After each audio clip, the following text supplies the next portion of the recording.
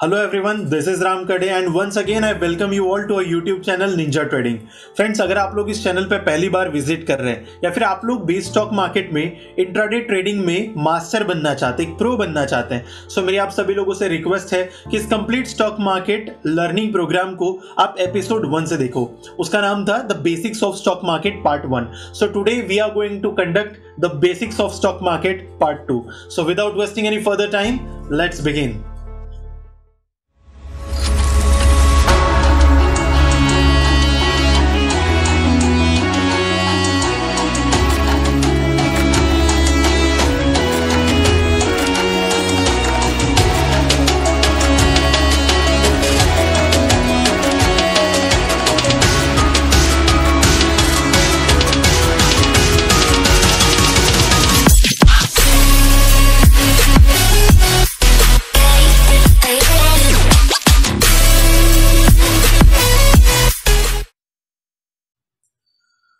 Alright, so इसके पहले episode में हम लोगों ने क्या देखा कि स्टॉक मार्केट क्यों बना, क्या एडवांटेजेस है, कैसे काम करता है, एनएसई बीएसई क्या होता है, स्टॉक प्राइस किस प्रकार से मूव करता है, ये सारी बातें हम लोगों ने देखी। और हम लोग किस प्रकार से अगर कुछ समय पहले से अगर इन्वेस्टेड होते तो स्टॉक मार्केट हमें किस प्रकार से रिटर्न दे चुका होता है, ये सारी बातें हम लोगों ने देखी। लेकिन जिस तरीके से हमने बात करी थी, आधी पिक्चर अभी खत्म हो चुकी है, बची हुई आधी इस पिक्चर को हिट करना है। सो आज की हम लोग जो अपनी इस जर्नी को शुरू करने वाले स्टॉक मार्केट ट्रेडिंग में हमारी अर्निंग को लेकर, सो उसमें हम लोगों को यह जानना सबसे पहले इंपॉर्टेंट है कि कितने टाइप का ट्रेडिंग स्टाइल होता है और हम लोग कौन से ट्रेडिंग स्टाइल से अर्निंग करने वाले हैं। So mainly there are 3 types of trading style. सबसे पहला होता है लॉन्ग टर्म इन्वेस्टमेंट। ये क्या होता है? लॉन्ग टर्म इन्वेस्टमेंट मतलब आपने किसी कंपनी के शेयर्स को आपने खरीद के रखा और आपका टाइम होराइजन है कि आप 5 साल तक या 10 साल के लिए उसे होल्ड करना चाहते हो और 5-10 साल बाद उसे आप सेल करोगे, उसे बोलेंगे हम लोग लॉन्ग टर्म इन्वेस्टमेंट। यूजुअली इस टाइप के इन ट्रेडिंग स्टाइल में आप सालाना 10 to 20 to 30% के return on an average basis, yearly basis आप एक्सपेक्ट कर सकते हो। दूसरा टाइप का ट्रेडिंग स्टाइल होता है that is swing trading. Now एक ऐसा ट्रेडिंग स्टाइल जिसमें आपने कुछ कंपनी के शेयर्स को खरीद के रखा लेकिन आपका टाइम होराइजन ज्यादा बड़ा नहीं है, आप 6 महीने या 2 महीने के लिए या फिर 8-9 महीने के लिए या 1 साल तक के लिए आप होल्ड करना चाहते हो, छोटा मोटा प्रॉफिट बुक करके आप पोजीशन को एग्जिट करना चाहते हो, that is called as swing trading. So इस टाइप के ट्रेडिंग में आप ईयरली बेसिस, मंथली बेसिस पे एक स्मार्ट बंदा, एक प्रोफेशनल बंदा 5 to 20% के एवरेज रिटर्न्स वो बना सकता है। दूसरा है intraday trading. Now intraday trading मतलब क्या? आप लोगों को एक बात पता होगी कि स्टॉक मार्केट 9:15 से लेकर 3:30 तक के चलता है। सो उसी सेम डे पे, मार्केट के टाइम पे आपने बाय किया और सेल कर दिया, आपने अपनी सारी पोजीशंस को स्क्वायर ऑफ कर दिया, that is called as intraday. इस टाइप के ट्रेडिंग में आप पॉसिबली 10 to 100 to 1000% भी आप रिटर्न्स बना सकते हो। सो इंट्राडे ट्रेडिंग कैसे होती है, थोड़ा सा मैं आप लोगों को एग्जांपल से समझाता हूं। मैं आपको मेरे वेब पेज पे लेके चलता हूं। ऑलराइट, सो यहां पे आप लोगों के सामने मैंने क्या किया है, मैंने आप लोगों के सामने एक रिलायंस का चार्ट ओपन किया है और आप लोग अगर यहां देख पा रहे होंगे, सो यहां पे मार्केट 9:15 पे शुरू हुआ।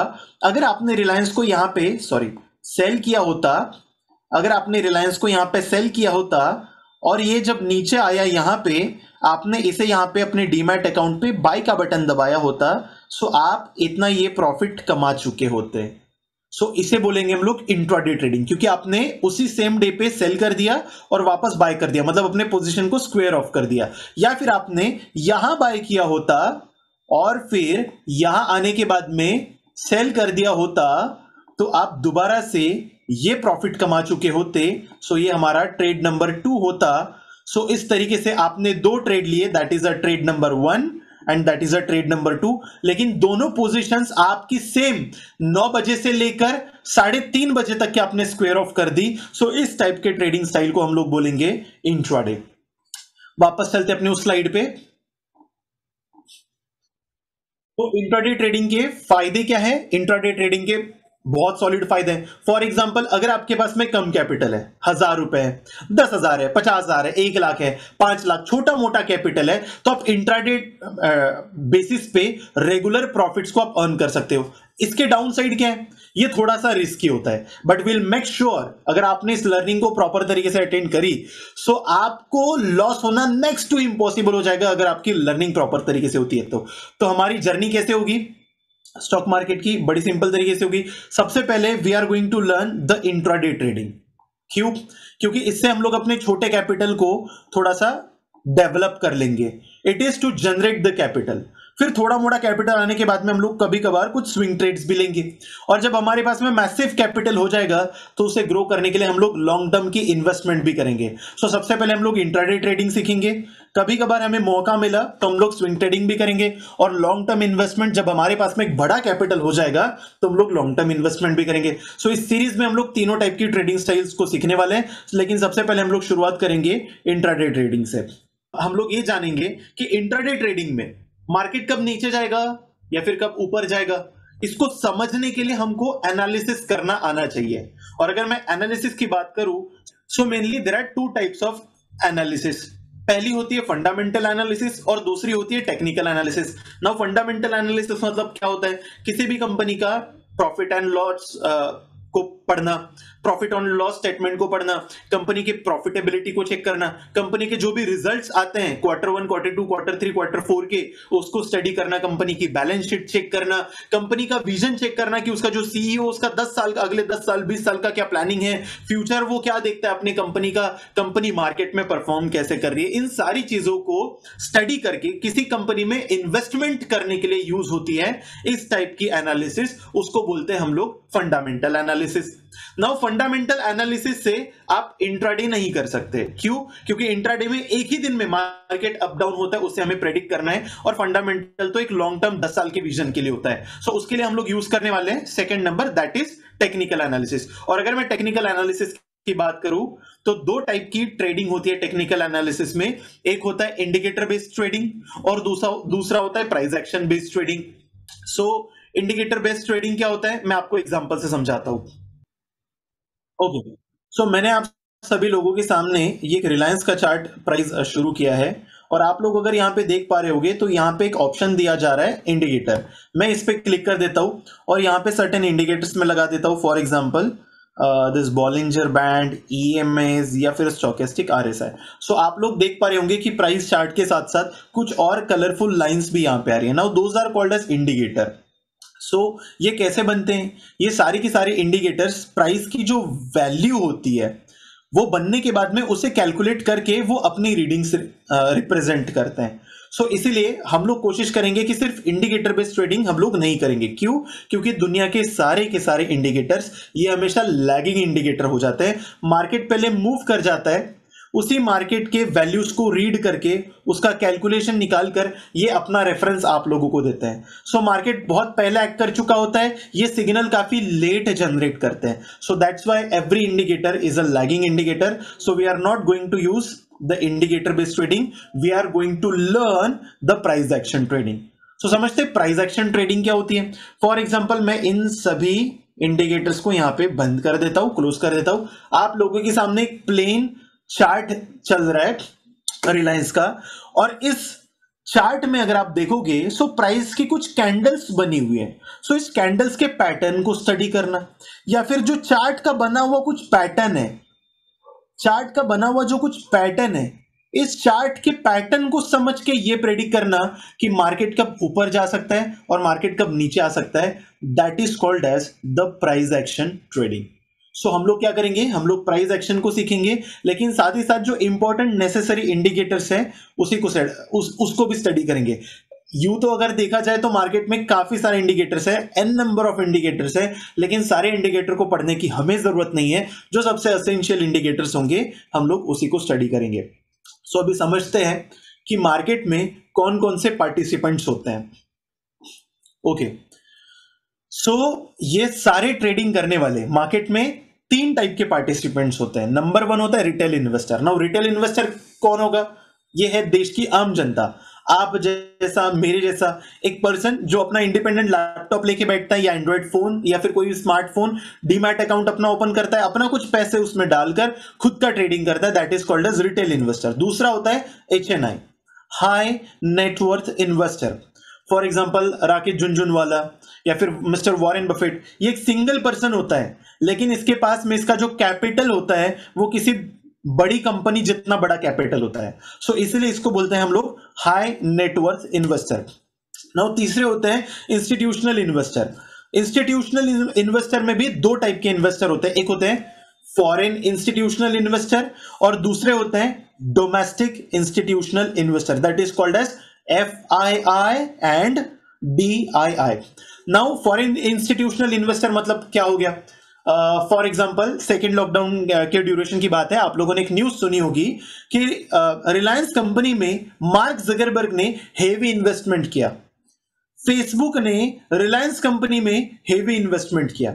सो फेसबुक क्या है? एक फॉरेन की इंस्टीट्यूट है, तो फॉरेन इंस्टीट्यूट ने इंडियन स्टॉक मार्केट में इन्वेस्टमेंट किया, so that is called as FII people. Second होते हैं DII, डोमेस्टिक इंस्टीट्यूशनल इन्वेस्टर, हमारे देसी कंपनीज, हमारे देसी ब्रांड्स जो स्टॉक मार्केट में इन्वेस्ट करती है, जैसे कि आपने सुना होगा SBI life, Aditya Birla group of capital, या फिर आपने सुना होगा सना सिक्योरिटीज। सो ये कुछ ऐसी कंपनीज होती है जो अपने खुद के कैपिटल को मार्केट में इन्वेस्ट करती है, कुछ लोगों से भी जो भी उनको कैपिटल मिला है उनको इन्वेस्ट करती है और लोगों को उसके बदले या तो म्यूचुअल फंड्स के रिटर्न देती है, तो FD के रिटर्न्स देती है, और भी जो भी अपने इंडिया की जो लोकल कंपनीज हैं स्टॉक मार्केट में इन्वेस्ट करेगी उनको हम लोग बोलेंगे डोमेस्टिक इंस्टीट्यूशनल इन्वेस्टर। तो अभी समझते हैं इंडेक्स क्या होता है।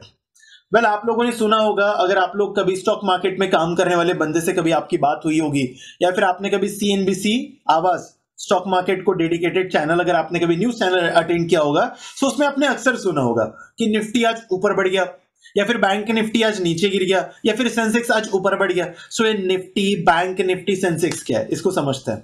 सो that is called as index. So हमारे NSE का इंडेक्स है निफ्टी और BSE का इंडेक्स है सेंसेक्स। सो समझते हैं सबसे पहले कि निफ्टी क्या होता है। मैं आपको एक इसकी डेफिनेशन बता देता हूं कि निफ्टी क्या होता है। ओके, सो मैंने आपके सामने गूगल में सिंपली इतना डाला है निफ्टी इंडेक्स, तो देखते हैं कि गूगल इसकी क्या डेफिनेशन बताता है। सो ये बता रहा है the Nifty 50 is a benchmark Indian stock market index which represent the weighted average of 50 of the largest Indian companies listed in the National Stock Exchange.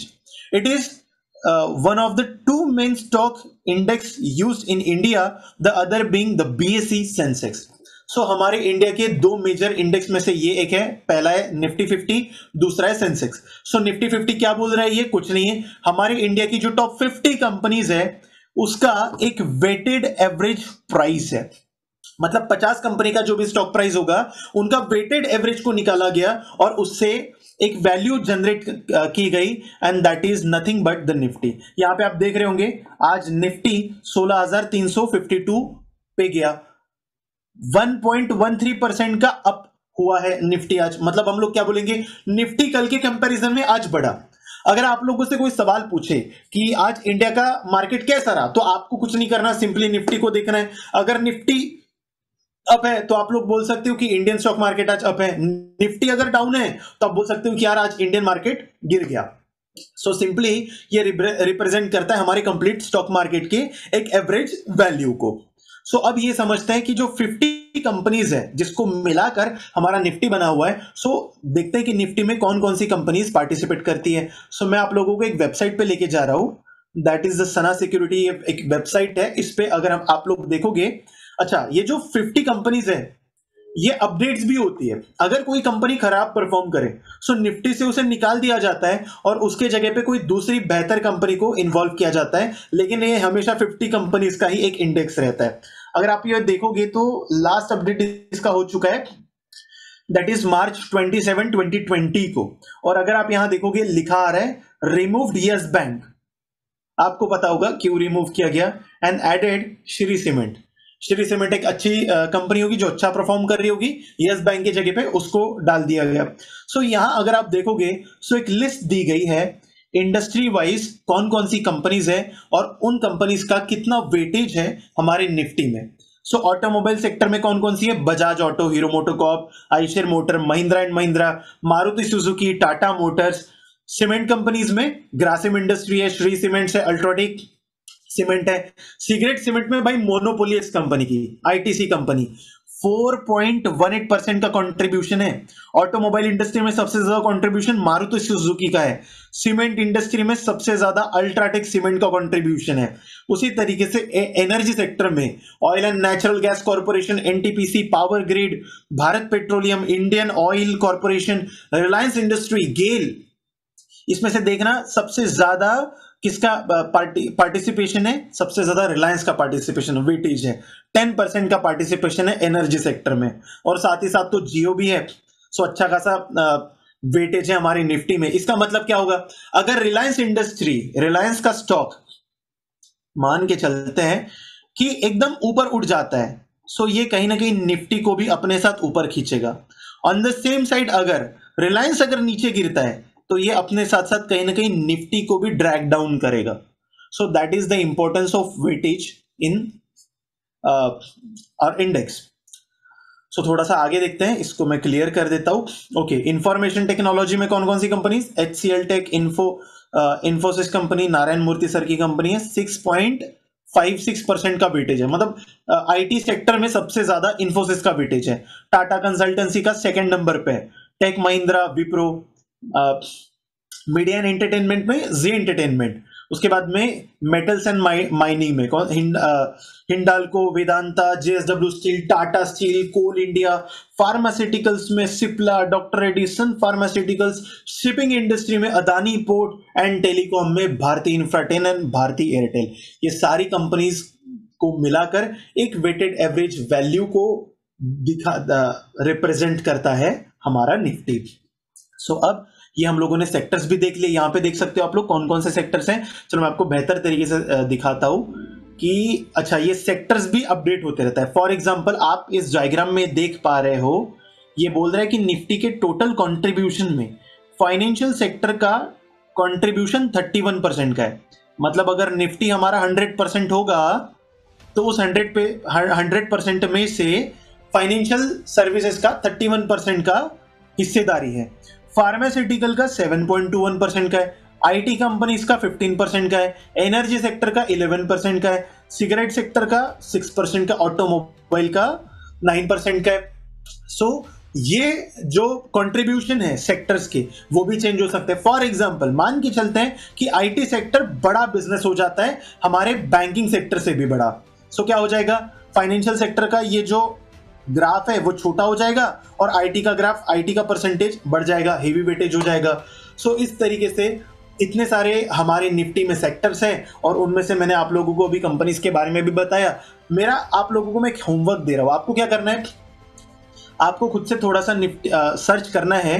क्या सर्च करना है आप लोगों को, गूगल पे जाके Nifty 50 companies sector wise weightage, और कुछ वेबसाइट पे जाकर आप लोगों को निफ्टी 50 की कौन सी कंपनीज है उसके बारे में भी स्टडी करना है। ऑन द सेम टाइम आप लोगों को यह भी स्टडी करना है कि कौन कौन से सेक्टर्स का क्या क्या वेटेज है, थोड़ा सा खुद से भी आप लोगों को स्टडी करना है। वेल अभी तक के हम लोगों ने हमारे इंडिया का जो मेन निफ्टी का इंडेक्स है हम लोगों ने उसको देखा। अब हम लोग साथ ही साथ देखेंगे कि हमारे ही एनएसई में इन्हीं सारे सेक्टर्स के अपने अपने इंडिपेंडेंट भी इंडेक्स है, तो उनके इंडेक्स क्या है उसको भी हम लोग थोड़ा सा जानेंगे।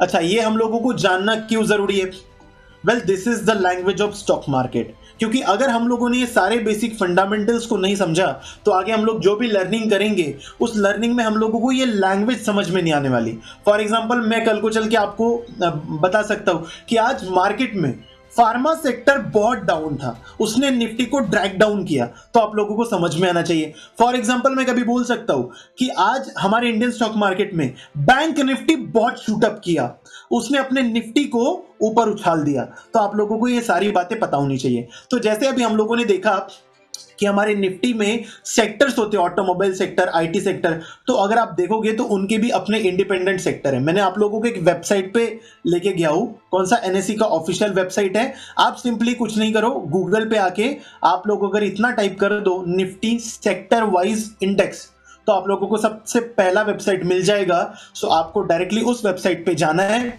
और यहाँ पे आप देखोगे सो हमारे इंडिया के सारे इंडाइसेस यहाँ पे मौजूद है। सबसे पहला निफ्टी 50 क्या रीडिंग दे रहा है, ये यहाँ पे आप देखोगे रीडिंग दे रहा है 16,352 रुपए का आज इसका प्राइस है। निफ्टी नेक्स्ट 50 मतलब नेक्स्ट जो भी कंपनीज आने वाली होगी उसका एक इंडेक्स बनाया गया। निफ्टी 100 इंडिया की टॉप 100 कंपनीज को मिलाकर एक इंडेक्स बनाया गया, उसका ये रिप्रेजेंटेशन है 16,516। सो निफ्टी 500 निफ्टी 200 अलग अलग इंडेक्स है। लेकिन सबसे इंपॉर्टेंट हमारे लिए क्या है, हमारे लिए सबसे इंपॉर्टेंट है इसे स्टडी करना। देखो निफ्टी में सेक्टर है, बैंकिंग सेक्टर का अपना एक इंडिपेंडेंट इंडेक्स है that is called as Nifty bank. Automobile sector का अपना इंडिपेंडेंट इंडेक्स है, जितने भी ऑटोमोबाइल कंपनीज होंगी उनको मिलाकर एक अपना इंडेक्स बना दिया गया, उसको हम लोग बोलते हैं निफ्टी ऑटो। उसके बाद में फाइनेंशियल सर्विसेज का जो भी एक इंडेक्स होगा उसको Nifty financial services, Nifty FMCG, Nifty IT, Nifty media, Nifty metal, Nifty pharma, Nifty PSU banks, Nifty private banks and Nifty realty. So ये सारे के सारे इंडाइसेस हैं और इनकी रीडिंग्स हैं। आप लोगों को दूसरा होमवर्क ये है कि आप लोग क्या करना है, आप लोगों को थोड़ी सी हमारी निफ्टी के जो भी सेक्टर्स हैं और उनके इंडेक्स हैं उनके प्राइस को थोड़ा सा आप लोगों को ध्यान रखना है, इसको समझना है, क्योंकि कल हम लोग सारी की सारी इसी लैंग्वेज में बात करने वाले हैं, तो आप लोगों को ये समझ में आना चाहिए। वेल एक और सवाल उठ खड़ा होता है यहाँ पे कि निफ्टी को निफ्टी क्यों बोलते हैं, निफ्टी 50 कैसे नाम पड़ा। तो आप लोगों को मैं बता दूं कि निफ्टी कौन से एक्सचेंज का इंडेक्स है, दैट इज एनएसई। और हम लोग मेनली डील भी करने वाले एनएसई में। क्यों डील करेंगे एनएसई में, बीएसई में क्यों नहीं करेंगे, क्योंकि वो एक प्राइवेट फर्म है बीएसई। एनएसई हमारी एक गवर्नमेंट फर्म है, सो इसलिए ज्यादा ट्रस्टेबल है। सो हम लोग मेनली डील करेंगे एनएसई में। सो निफ्टी कैसे नाम पड़ा, अगर आप देखोगे एनएसई के एन को कंसिडर किया गया और निफ्टी ये 50 कंपनीज का रिप्रेजेंटेशन है। सो अगर आप देखोगे 50 का स्पेलिंग क्या आता है, FIFTY। सो 50 के F को हटा दिया गया और IFTY स्पेलिंग को कंसिडर किया गया और इस F की जगह पे इस N को रिप्लेस कर दिया गया और बन गया हमारा NIFTY, that is our Nifty. So ये तो हो गया हमारे इंडियन कंट्री का, हमारे इंडिया का इंडेक्स। सो उसी तरीके से अब दूसरा सबसे इंपॉर्टेंट हम लोगों को यह समझना है कि वर्ल्ड मार्केट क्या होता है, क्योंकि जिस तरीके से सेक्टर वाइज हमारे इंडियन स्टॉक मार्केट में असर पड़ता है उसी तरीके से वर्ल्ड मार्केट का भी हमारे इंडियन स्टॉक मार्केट पे असर पड़ता है। सो मैं आप लोगों को एक पेज पे लेके चलता हूं, वहां से हम लोग समझते हैं कि वर्ल्ड मार्केट क्या होता है। ये आप लोगों को पता है अब कि निफ्टी हमारा इंडियन स्टॉक मार्केट का मेन इंडेक्स है। सो उसी तरीके से इस डायग्राम में आप लोग देख पा रहे हो वर्ल्ड मार्केट में अलग अलग कंट्रीज के अपने अपने अलग अलग एक्सचेंजेस है और उनके अपने इंडिपेंडेंट इंडेक्स है। फॉर एग्जांपल आप यहां देख रहे हो चाइना का शंघाई कंपोजिट इंडेक्स है, जापान का निक्की 225, हांगकांग का हैंगसेंग, अमेरिका का डाउ जोन्स, S&P 500, नैस्डैक 100। सो ऐसे अगर आप देखो कनाडा का कौन सा है, TSX 60। सो ऐसे हर एक अपने अपने अलग अलग कंट्रीज का अपना अपना इंडिपेंडेंट इंडेक्स है और वर्ल्ड मार्केट का भी हमारे इंडियन स्टॉक मार्केट पे असर पड़ता है, ये हम लोगों को पता होना चाहिए। फॉर एग्जांपल अगर मान के देखो इंडियन मार्केट क्या होता है, 9:15 से लेके 3:30 तक के चलता है। उसके बाद में तो बाकी कंट्रीज में तो मार्केट तो शुरू रहेगा ना, क्यों हमारे पास में दिन रहेगा वहां पे रात रहेगी। सो अगर मान के चलते कि आज अमेरिकन मार्केट अप हो जाते हैं, सो कहीं ना कहीं नेक्स्ट डे भी पॉसिबिलिटीज होती है कि हमारा इंडियन मार्केट भी अप चला जाए। फॉर एग्जाम्पल वर्ल्ड की बाकी स्टॉक मार्केट अगर गिर जाती है, सो पॉसिबिलिटी होती है 100% श्योरिटी नहीं होती, मैक्सिमम टाइम पॉसिबिलिटी होती है कि फिर नेक्स्ट डे भी हमारा इंडियन स्टॉक मार्केट थोड़ा सा नीचे आ जाए। सो वर्ल्ड मार्केट भी हमारे इंडियन स्टॉक मार्केट को इफेक्ट करता है। और आप लोगों को वर्ल्ड मार्केट में ये जो डायग्राम आप देख रहे हो ये मेजर इंडेक्स है, दुनिया की बड़ी कंट्रीज के मेजर इंडेक्सेस है। तो आप लोगों को इसके बारे में भी थोड़ा सा नॉलेज होना चाहिए क्योंकि इसका हमारे इंडियन स्टॉक मार्केट में असर पड़ता है। तो ये सारी की सारी लैंग्वेज आप लोगों को, ये सारी की सारी बेसिक्स आप लोगों को स्टॉक मार्केट की पता होनी बहुत जरूरी है, क्योंकि आगे हम लोग जो भी लर्निंग करेंगे इससे लैंग्वेज में हम लोग बात करेंगे और अगर आप लोगों को ये लैंग्वेज नहीं आएगी तो बड़ी दिक्कत होगी। And that's why we have conducted all the basics of stock market. So आज के लिए बस इतना ही। This is Ram Gade. I will see you in the next episode of stock market learning program that will be the basics of candlestick pattern. Till then, you all people take care of yourself and your parents. I'll see you in the next episode. Signing off.